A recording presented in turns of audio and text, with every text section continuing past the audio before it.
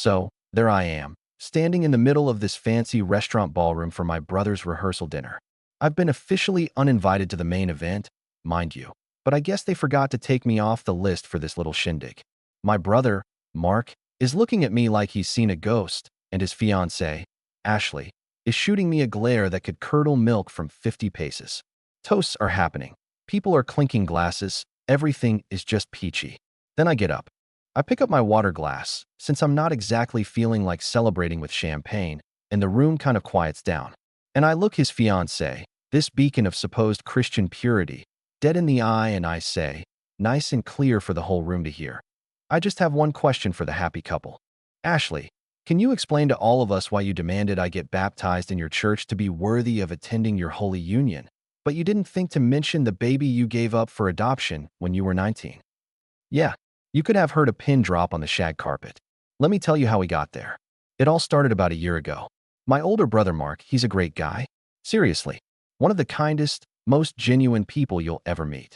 A little bit of a pushover, maybe, but his heart's always in the right place. We've always been super close.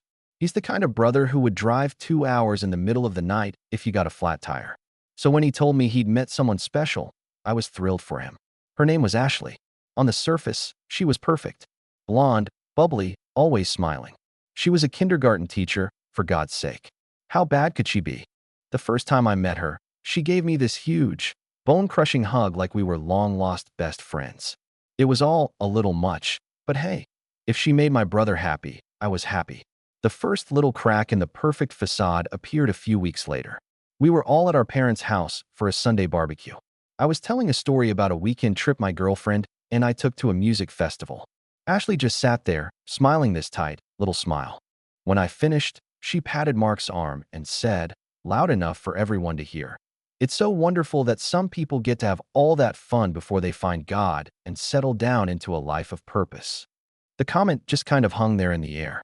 It was a backhanded slap, but coated in so much sugar you couldn't even be sure you'd been hit. I just sort of laughed it off. My parents exchanged a look. You know the one. The oh look. See, Ashley was religious. Not just, like, goes to church on Christmas and Easter religious. She was intensely religious. She'd apparently had a profound spiritual awakening 2 years prior and was now a card-carrying, Bible-thumping, born-again evangelical Christian. Mark, like the rest of our family, was raised Catholic but was more of a cultural Catholic. He believed in being a good person, but he wasn't exactly quoting scripture over dinner. But under Ashley's influence, he started changing. He stopped having a beer with me when we watched the game. He started peppering his sentences with phrases like, "It's all part of God's plan." It was weird, but again, he seemed happy. And love makes you do crazy things, right? The real fun began when they got engaged 6 months later. Mark asked me to be his best man. Obviously, I said yes. I was honored. I would have done anything for him. I had no idea what anything was about to entail. A week later, I get an email from Ashley. The subject line was, "Wedding Party, Code of Conduct." I'm not kidding. A PDF file. It was 3 pages long. It had rules about no secular or suggestive music at the bachelor party, a strict dress code for all pre-wedding events that included modest necklines for the women, and, this is the kicker, mandatory attendance at a 4-week, pre-wedding Bible study course she and her pastor were hosting. To ensure we are all spiritually aligned as we join Mark and I on this sacred journey, she wrote. I literally burst out laughing. I thought it was a joke. I called Mark, and he just sighed. Yeah, I know, man. Just try to humor her. It's really important to her. This was the first time I felt a real surge of annoyance. I'm an atheist. I don't hide it, but I don't preach it either. I live by a simple code. Don't be an asshole. I respect that other people have their beliefs, and I expect the same in return. I told Mark, listen, I'll do anything else. I'll plan the most boring, G-rated bachelor party in history. I'll wear a turtleneck to every event. But I'm not going to a Bible study. It would be hypocritical. I'm not going to sit there and pretend to believe things I don't. It would be disrespectful to you, to Ashley, and to everyone in that room. Mark, bless his conflict-avoidant heart, just said, okay, I get it. I'll talk to her. That night, I got a call from a number I didn't recognize. It was Ashley, and she was not bubbly. "Leo," she said, her voice dripping with ice.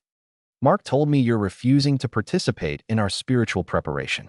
I have to say, I'm deeply hurt. This wedding isn't just a party for us. It's a covenant with God. And by refusing to join us, you're casting a dark shadow over what should be a blessed time. I try to be reasonable. Ashley, I'm really sorry if I hurt your feelings. That wasn't my intention. This is a matter of my own personal integrity. I can support you and Mark completely without pretending to share your specific faith. So your integrity is more important than your brother's happiness? She shot back. I was stunned. The manipulation was so blatant. My integrity is part of who I am, and Mark asked me to be his best man. He knows who I am. It's not about his happiness. It's about you demanding I become a different person to fit into your wedding. The conversation ended with her hanging up on me. That was the first major escalation. It got quiet for a couple of weeks. I thought maybe Mark had handled it. Then came the next bombshell. I was out for dinner with my parents, and my mom looked worried. Honey, she said, Mark called. He was talking about the wedding ceremony. Ashley and her pastor have a new requirement. My blood ran cold. What now? My dad spoke up, looking furious. She's saying that to be a part of the wedding party, to stand up on the altar with them, you have to be a baptized member of her specific church. I just stared at them. A Bible study was one thing. This was a whole other level. This was asking me to go through a sacred religious ritual that meant absolutely nothing to me, just for the aesthetics of her wedding photos. It was insane. There is no way in hell I'm doing that, I said. That's the biggest, most disrespectful request I've ever heard. It makes a mockery of what baptism is supposed to mean for people who actually believe in it. My parents were in complete agreement.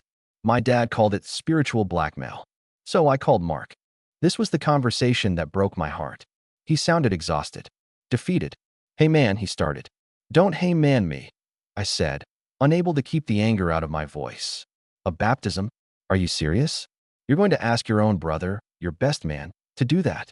I know it's a lot to ask. He mumbled. A lot to ask? Mark, it's unthinkable. This isn't her. This is you.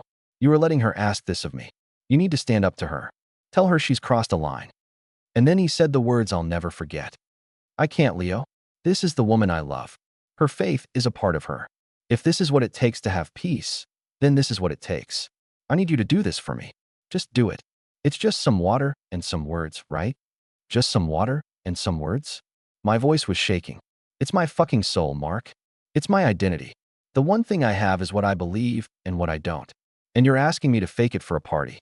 I can't believe you. I really can't. I told him no. A hard, unequivocal no.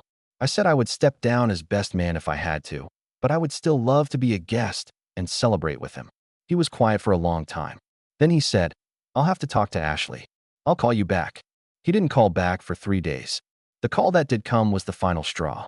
It was the one that pushed me over the edge from hurt to a cold, calculated rage. So, he said, his voice flat. Ashley and I have been talking and praying on it a lot.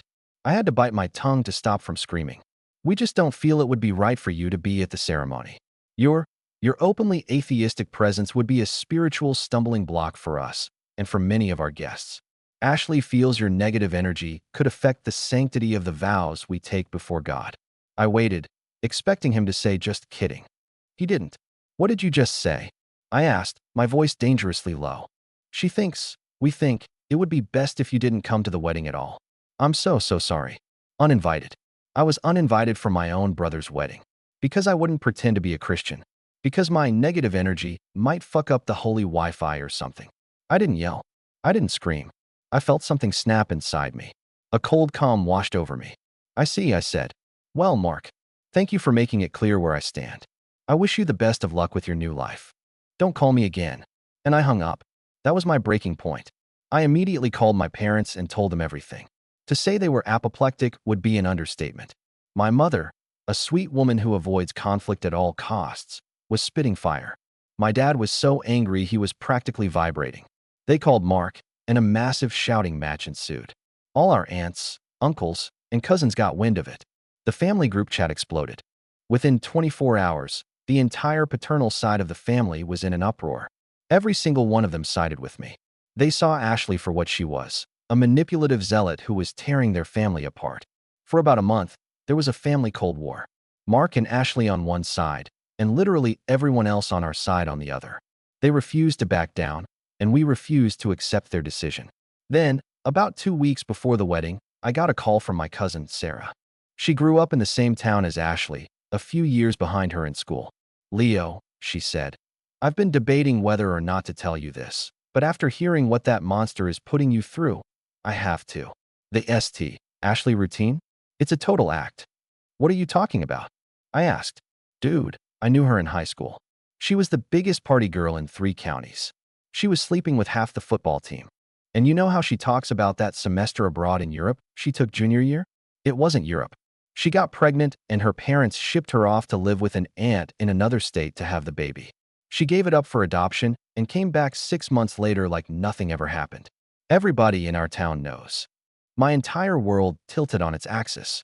It wasn't the fact that she'd had a baby. I don't care about that. People have pasts. People make choices. It was the hypocrisy. The sheer, unmitigated audacity of it. This woman, who had a past she had completely whitewashed, was judging me. She was deeming me spiritually unclean and unworthy of watching my own brother get married, all while she was hiding a secret that was 1,000,000 times more significant than my lack of belief in a deity. Oh, hell no. That's when the plan formed in my mind. It was petty. It was theatrical. And it was exactly what she deserved. I found out from my cousin that I was, in fact, still on the list for the rehearsal dinner. Ashley had likely been too busy with her righteous crusade to handle the finer details of the guest lists. So, that brings us back to the beginning. I walked into that ballroom, cool as a cucumber. I nodded politely to my relatives, who all gave me looks of solidarity and shock. I saw Mark's face drain of all color. I saw Ashley's eyes narrow into slits. I bided my time. I sat through the salads. I sat through the awkward small talk. I listened as Ashley's father stood up and gave a gushing speech about his daughter, his pure, godly girl, who had always walked the path of righteousness. I nearly choked on my bread roll. When he sat down, I knew it was my moment. I stood up, water glass in hand. I'd like to make a toast, I announced. Mark was already shaking his head, mouthing no, please, don't. Ashley was staring daggers at me. I smiled benignly. Mark, my brother. We've been through everything together. I have always loved you and always will. And Ashley, I said, turning to her, welcome to the family. In the short time I've known you, I've learned so much about the importance of faith, purity, and living an honest life before God. I let that hang in the air for a second. Her tense expression softened just a little, thinking I was actually going to play nice. And in the spirit of that honesty, I continued, my voice staying perfectly level. I just have one question for the happy couple. Ashley, can you explain to all of us why you demanded I get baptized in your church to be worthy of attending your holy union, but you didn't think to mention the baby you gave up for adoption when you were 19? The silence was absolute. It was a physical thing, pressing in on everyone. Ashley's face went from smug, to confused, to horrified, to chalk white in the space of about 3 seconds. Her parents, sitting right next to her, stared at her with wide, uncomprehending eyes. My brother just slumped in his chair, looking like he wanted the floor to swallow him whole. I didn't yell. I didn't raise my voice. I just laid the truth out on the table. I want to be very clear, I said, speaking into the crushing silence. I am not judging you for your past. Your past is your business. But I will be damned if I let you use a shield of fake piety to judge me. You used religion as a weapon to hurt me and to try and tear my family apart. You called me unworthy. You created a standard of spiritual purity that you demanded I meet, all while you were hiding a truth about your own life that proves you are just as human, just as complicated, and just as sinful as anyone else in this room. You owe my brother the truth, and you owe me an apology. Then, I gently placed the water glass back on the table. I looked at my brother, whose eyes were filled with tears. I love you, Mark, I said, my voice finally cracking a little. I truly hope you find what you're looking for. But this ain't it. And with that, I turned around and walked out of the ballroom. The aftermath was, for lack of a better word, biblical. As I was waiting for the valet, my parents, my aunts, my uncles, and all my cousins walked out right behind me. My uncle clapped me on the back so hard I nearly fell over. My aunt was crying and hugging me. My dad just looked at me with this immense pride in his eyes. Not a single member of my family stayed. The wedding happened the next day. I heard it was a ghost town. My brother's side of the aisle had our 2 parents, who went out of a sense of obligation and left immediately after the I-dos, and that was it. All the groomsmen, who were our mutual friends and had heard the story, looked deeply uncomfortable. The pictures were apparently a nightmare of lopsided, empty pews. Mark and Ashley's marriage lasted exactly 8 months. He called me about 6 months in. He was sobbing. He apologized for everything. He said the revelation at the dinner was just the tip of the iceberg. He'd found out she was a compulsive liar about everything. Her finances, her mission trips, you name it. The religious fervor was a persona she had constructed to escape her past and manipulate people. My little stunt had forced the first domino to fall, and her entire house of cards came tumbling down. He filed for divorce. It was messy, but he got out. It took a while to heal our relationship, but we got there. He's back to being the brother I grew up with.